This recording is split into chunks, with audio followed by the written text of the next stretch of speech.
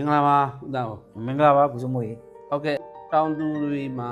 တလောဖြစ်နေတဲ့အပင်မတက်တဲ့ကိစ္စမှာတချို့ကစာဖဖြန့်ခိုင်းတယ်တချို့ကလည်းဟူမစ်ကိုသုံးပါပေါ့နော်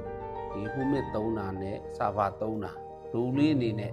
တောင်သူတွေဘယ်လိုသုံးစေချင်လဲဟုတ်တယ်ကုစုမွေ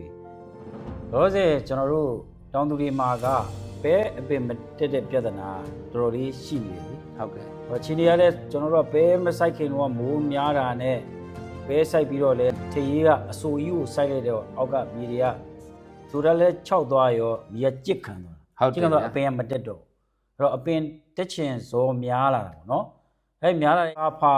သုံးတဲ့လူရှိတယ်ခုမစ်သုံးတဲ့လူရှိတယ်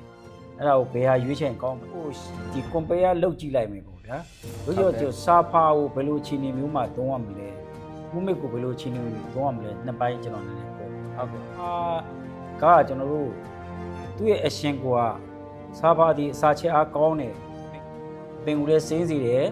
အောက်မှုလည်းနိုင်တယ်မွားပင်ကိုလည်းနိုင်တယ်မွားပင်ကိုလည်းကပဲအရှင်၃မျိုးဒါကြောင့်သူကစာဖာနဲ့ပင်တက်တန်းတစ်ချောက်သူကဒါဟိုတော့သူ့ရဲ့အားနည်းချက်ကစာဖာဒီကျွန်တော်ကအပူချိန်32ဒီဂရီစီလေးကျော်လို့ရှိရင်ဒါမှမဟုတ်လေ80ဒီဂရီဖန်ဟိုက်ကျော်လို့ရှိရင်အပူကိုကြောက်တယ်ပူရင်အပင်ကိုဖိုက်တိုတောက်စစ်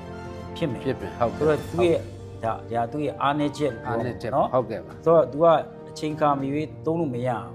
အဲ့ဒါကတော့စင်ကျင်ရမယ်အပိုင်းဖြစ်သွားချို့ကတော့ဒီစေပြန်သမားအခက်ခဲကြောင်းဆိုပြီးတော့ဒီနေခင်းပိုင်းနေပူတဲ့အချိန်တွေမှာလည်းဖြန်းနေကြတာပေါ့နော်နေ့ရညရဲ့အဲ့မှာရွက်တွေထွက်လာတာတွေသူကလောင်သွားတာအဲ့ဒါမျိုးတွေရှိဟုတ်တယ်သူချိန်မြင့်တဲ့ချိန်မှာမြင်မှန်းမသိဘဲနဲ့ဖြန်းလိုက်ပြီးတာတွေကဒီကောင်းကျိုးတဲ့ဆိုးကျိုးကိုဖြစ်စေတာဟုတ်ကဲ့ပါဟုတ်တစ်ချက်ပေါ့နော်နဲ့ရှင်းလိုက်မယ်ဆိုရင်ဥမစ်အက်ဆစ်ကျတော့အဲ့လိုမဟုတ်ပြန်ဟုတ်ကဲ့ဥမစ်အက်ဆစ်ကကျွန်တော်တို့ဖိုက်တိုတောက်စစ်နဲတယ်မရှိသလောက်နဲတယ်ပေါ့နော်အဲ့ဒါပြင်သူ့ရဲ့အားတာချက်ကကျွန်တော်ဒီ bio-stimulant ထဲမှာဟူမစ်အက်ဆစ်လည်းပါတာပေါ့နော်ဟုတ်ကဲ့အဲ့ဟူမစ်အက်ဆစ်ကကျွန်တော်တို့ကအမြင့်ပွားနှုန်းအစာစားနှုန်းကောင်းတာနဲ့ဒီအများတာအဆိုးဓာတ်များတာရေဝတ်တာဒါတွေကိုကျွန်တော်ကအပင်ရဲ့ဇီဝကမ္မကိုဒီလှုံ့ဆော်ပေးတာလှုံ့ဆော်ပေးတဲ့အတွက်လက်ရှိအနေအထားမှာကျွန်တော်ကရေကြီးကြည့်လို့တော့လကောင်းရေကြီး6လို့တော့လကောင်းနေပူလို့တော့လကောင်းဘလို့အခြေအနေမျိုးပဲဖြစ်ဖြစ်ဟူမစ်အက်ဆစ်ကအပင်ကိုအစာစားနိုင်အောင်လှုံ့ဆော်ပေးတာဖြစ်တဲ့အတွက်ဟူမစ်အက်ဆစ်ပါတဲ့ဒီရွက်ဖျန်းအားစေးဒီတော်တော်လေး efficacy ကောင်းနေတာတွေ့ရတယ်ဒီနှစ်ခုကို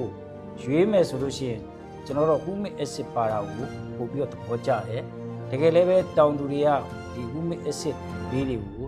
ဒီ efficacy ကောင်းမှန်းသိတဲ့အတွက်ဟူမစ်အက်ဆစ်ပါတဲ့ရွက်ဖျန်းလေးတွေရွက်ဖျန်းမှာဟူမစ်အက်ဆစ်ထည့်ဖျန်းတာတွေဖျန်းနေကြတယ်ဟုတ်ကဲ့ပါအခုကဟူမစ်အက်ဆစ်တစ်မျိုးတည်းမဟုတ်တော့ဘူးเนาะဟူမစ်ကေဆိုပြီးတော့လာတယ်အဲ့တော့ဟူမစ်ကေနဲ့ဟူမစ်တစ်မျိုးတည်းနဲ့ဟူမစ်ကေဆိုမှသူက3မျိုးပါတာအဲ့ဒါဘယ်ဟာပို့ပြီးတော့ရွေးချယ်တော့ကျွန်တော်ဟူမစ်တစ်မျိုးတည်းဆိုလို့ရှိရင်တော့ဟိုအားစီးလောက်ပဲလုပ်ပေးနိုင်မှာပေါ့နော်ဟိုကဟူမစ်ကေကြတဲ့ဒီပိုတက်ဆီယမ်ဟူမစ်ဆိုတာပိုတက်ဆီယမ်ပါတဲ့အတွက်ပိုတက်ဆီယမ်ဒီဟူမစ်ကအစာစားနိုင်အောင်လုပ်ပေးတဲ့အပြင်အဲ့ဒီစားတဲ့အစာအစာတွေကိုအပင်ရဲ့ကိုင်အခက်အလက်တက်တန်းဒီ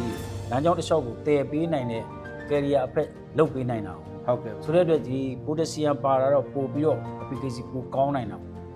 အဲ့ဒီထဲမှာကျွန်တော်ကဟူမစ်အက်ဆစ်လည်းပါမယ်ပိုတက်ဆီယမ်လည်းပါမယ်ဟူမစ်အက်ဆစ်လည်းပါမယ်ဆိုတော့ပိုကောင်းပါကြတာများเนาะတချို့ကဘယ်ဟာသုံးရမလဲလို့မေးတာပေါ့နေများမဟုတ်တပုံးမှာဘလို့ထည့်ပြန်ရမယ်အဲ့ဒါလေးလည်းမင်းများတယ်ကျွန်တော်တို့ကဆေးပြန်ပုံးတပုံးကို 50cc ထည့်တော့ပိုမထဲသင့်ဘူး 50cc လောက်ထည့်လို့ရပါဟွာလာ50 gram 50 gram ပေါ့ဂရမ်ပေါ့အကြီးဆိုရင်တော့ 50cc အမှုန့်ဆို50 gram 50 gram ထည့်သင့်ဟုတ်ကဲ့ပါဟုတ်ကဲ့